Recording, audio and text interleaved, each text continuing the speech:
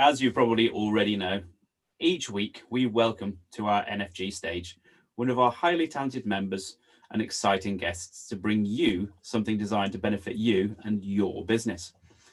Our next guest is a performance psychology expert, Zen Golf Associate, NLP Master Practitioner with 25 years of experience in coaching, mentoring, and training.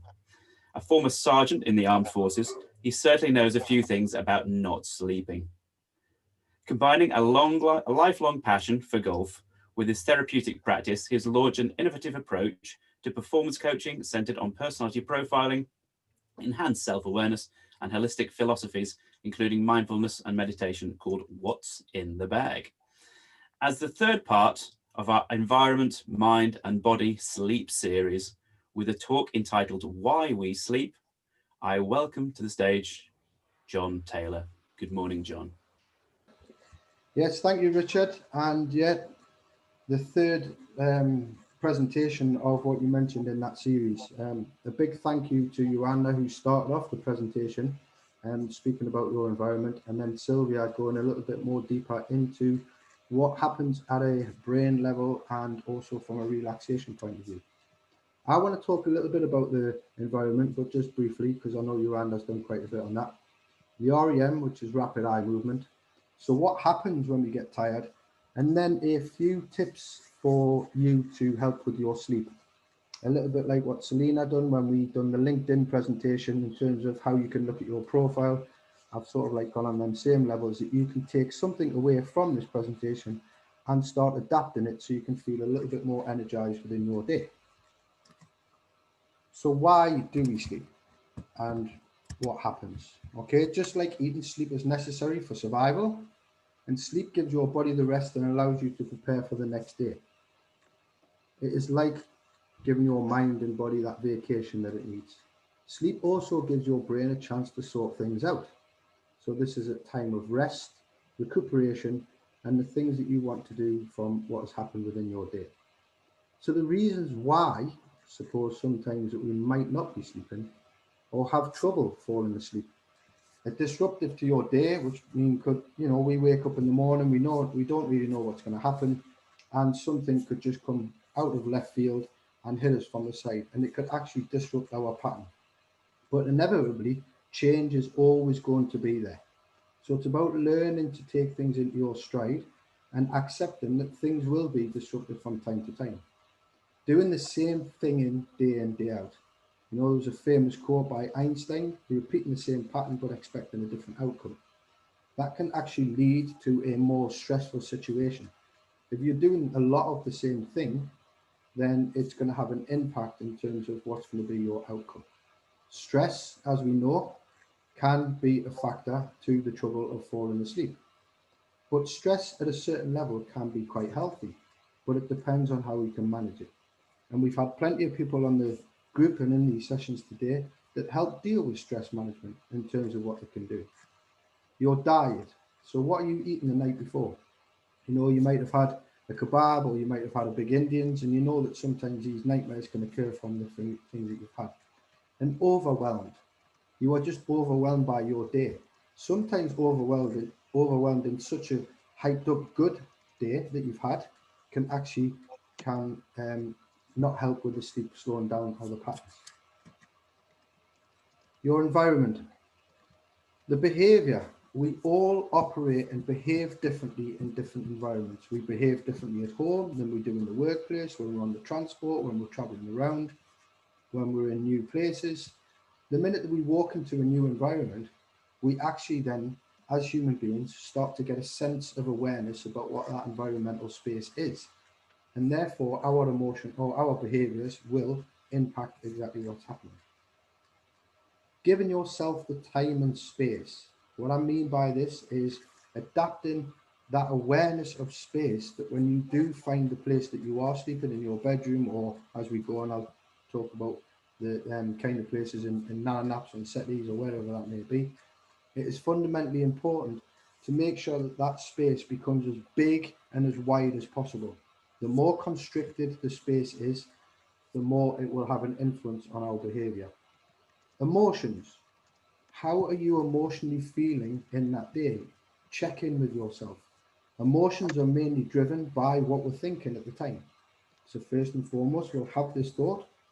It'll then come into our sense, and then it'll affect our state, and we'll behave whatever that emotion is. So when we've got a happy thought, our emotions will disseminate out that way. Okay, think about how you're managing your emotions and how you're developing them throughout your day, because we will experience different kinds of emotions and the to and fro of just life and what is happening. REM, rapid eye movement. This is the flicker of the eyes. It is healthy for adults to get between 20 and 25% sleep time at the REM stage, and this is a good goal. So in the 7 to 8 hours, it is recommended that adults get their sleep. Around 90 minutes of that should be REM. This is that deep sleep, this is that dreaming state, a little bit like what this guy's doing here, pushing out the Zs, okay? And when we get into this rhythmic sleep, that is when we're at our most deepest subconsciously sleeping and dreams and everything happen at that stage. But resting in that time, a good 90 minutes, an hour and a half, a football game, whatever that is, you get that within your 7 to 8 hours, and there will be an impact into your day. So what happens when we sleep? Or what happens, sorry, when we get tired? That was me having a nap the other day on the Saturday, caught out by Sylvia, I think it was. So we all get tired from time to time, and the reasons are usually obvious and include too many late nights. That's watching Netflix, that's, punching away, sending emails. I need to get this off. I need to make sure that these things are happening. Long hours spent at work as entrepreneurs, as business owners, as parents, as people, as an individual. We do spend a lot of time in different areas of our lives. A newborn baby potentially keeping you up at night, the screaming of a child, the partner snoring, different things. Grumpiness can kick in. And what happens when that does is we get irritated with yourself and those close to you. Okay, we lose a loss of focus and we can become disorientated. In the military, I think the longest that I ever was awake for was 4 days of sleep deprivation. Hallucination kicked in at that stage, and it was quite, it was quite scary, and that was just through exercise and training. So you can be disorientated by what is happening.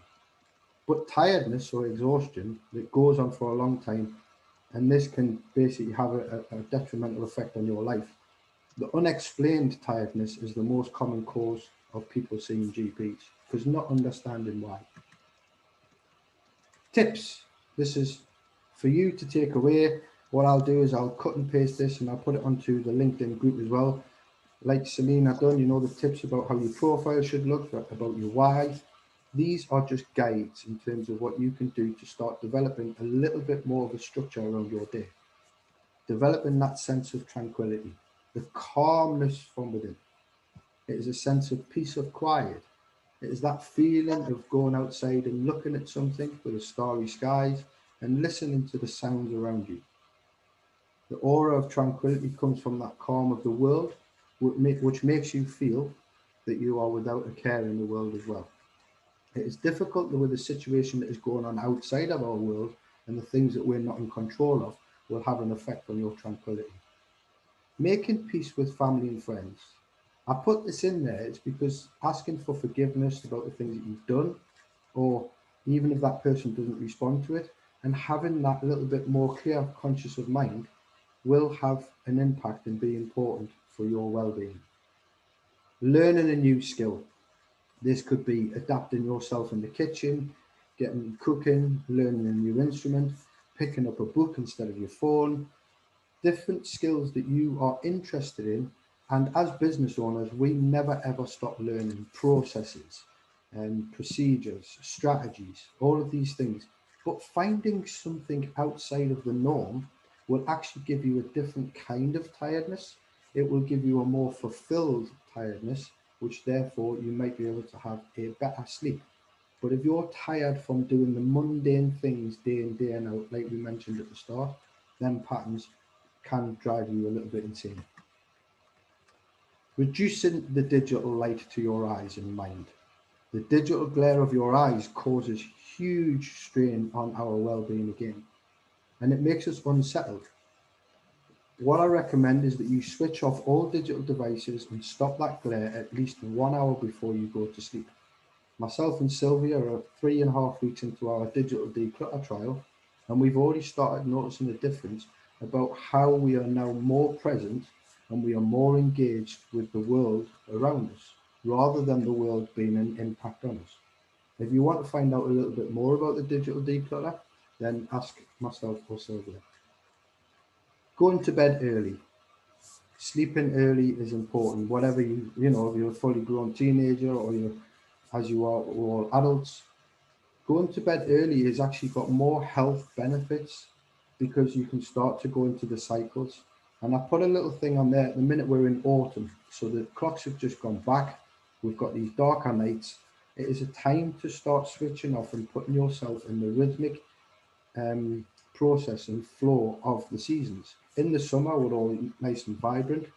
And it's a time to start regenerating yourself and coming into that and getting ready to rest for the winter. You know, the farmers back in the day, that's why the clocks were backwards and forwards. That's what it was all for. And they used to come out when the daylight was, and then they used to work. But now in this world, we just feel like we have to constantly work all of the time. Co-sleeping within your family household. That is pretty much trying to get everybody to go to bed at the same time. It's difficult when you've got teenagers, but it's up to you to start sending that message and lead from the front in terms of what you want to do. And if you start doing that, people within the household will start naturally draw themselves to what that rhythmic pattern is. So you may want to consider one of these. Let's go Spanish style, the siesta. You know, you see in foreign countries, they have these things called nana naps, power hour, this downtime, this chillax. If you have had a late night and you are feeling tired and you've got the opportunity, 10 minutes to an hour can actually start to increase your metabolism. It will give you a bit more focus in your day and help you relax that little bit further. Nap time is pretty much happy hour if you can get one in. And if you're finding that you can't and you're being overworked or you're overwhelmed, then just pull yourself back a little bit and be disciplined to do it. Meditation. You know, this is the word that gets used a lot, especially in this modern world. And mindfulness is the other word. But we do not have to meditate to become mindful. Meditation is a mental health benefits and include a focus on the concentration, improved self-awareness and self-esteem, lower levels of stress and anxiety, and fostering that kindness. So what I want to do is I want to try it with you guys today. I want you to get yourselves nice and comfortable in the position where you are and sitting in your chair. Begin by bringing your attention to your body. You can close your eyes if you wish to at this stage. Make yourself nice and comfortable to where you are. Notice how your body is seated wherever it is, and just take a big deep breath in and exhale out. Just drop those shoulders for a second as you are now, and just release any tension and just let your hands drop by your side of your body. We're going to take another deep breath in and breathe out again and relax. Become centered to this present moment of where we are now. And as you're taking in these deep breaths and you take them in, you are bringing in the oxygen, the deep breath in, and now let that breath just disseminate. Hold it for a second and disseminate all throughout your body. Eventually, the body starts to become a little bit more relaxed.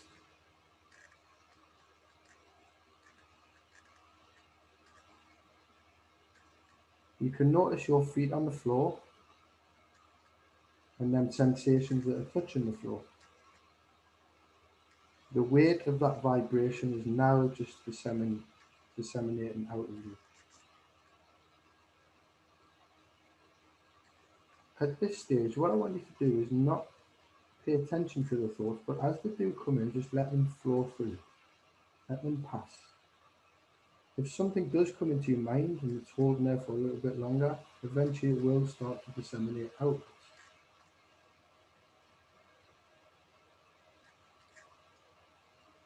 Relax the eyelids as much as possible in the top of the head, in the jaw, and just become present. Notice just that back against the chair, and just feeling that tension just disseminate out of your stomach.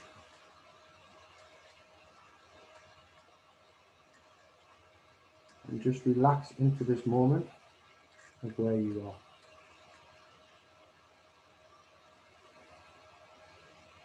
are. And breathe.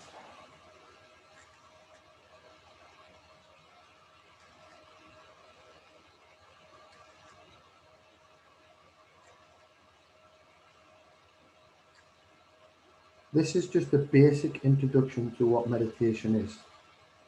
This is really, really helpful to even do this between a couple of minutes within your day. If you do this for 2 minutes of every hour, for every hour that you're awake, you would have meditated potentially for either 10 to 20 minutes within that day. This will start to help reduce heart rate and get you into a little bit more of a relaxed state, ready for sleep. And if you're ready now, you can open your eyes. And welcome back. So one moment can change a day, one day can change a life, and one life can change the world. Thank you very much for your time. I would like you to keep sharing, and I will welcome any questions that you may have. Thank you.